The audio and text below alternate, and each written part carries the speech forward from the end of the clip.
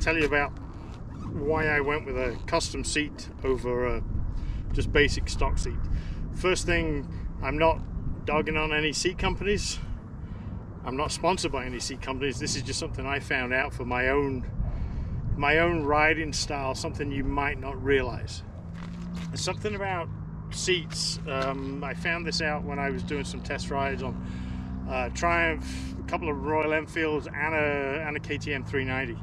That stock seats, yes, stock seats are crap. They always are. Everybody changes them. So unless you're racing and you're standing up all the time, you don't keep a stock seat. You just don't. You want something a bit more comfortable.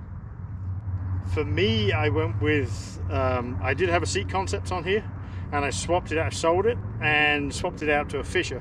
The thing that the issue that I was having, what felt like on the bottom of my hips, basically on my ass, over a long day, it wasn't comfortable.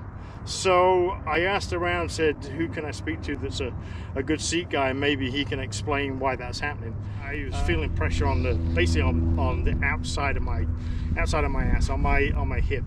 So not a thing that I've ever had a problem with before, but for some reason the seat on the 500 EXC just wasn't working for me. So I was using a seat concept, and it was about the same size as this. It was about maybe a ½ inch narrower, and I contacted those guys, and they took the seat back and they remade it. They remade the foam and they recovered it and took it out and rode it some more, but it still felt the same. So I contacted Dave at Fisher Seats, and just so we're straight on this, I'm not sponsored by Fisher at all.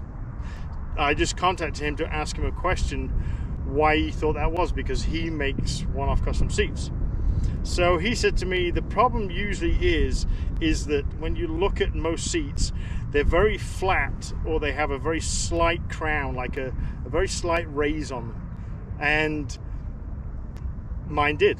So what I did was I asked him, okay, well, if that's the case, what can I do? And he said, you need it's your tailbone that's hidden. It's not the outside of your hips. It's actually the bottom of your spine that's hidden. So they do a thing when they make the seats. They make it to your size, weight, your riding style, with different layers of foam. And then they do a cutout.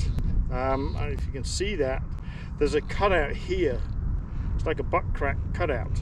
So when you put pressure on here and here, there's nothing there to put pressure on your lower spine.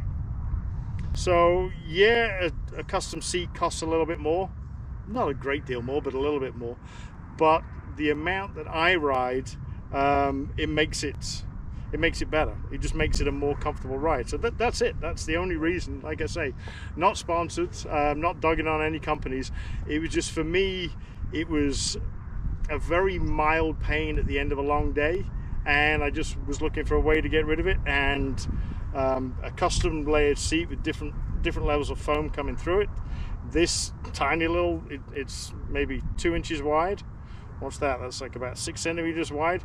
Is just recessed in, and that makes all the difference.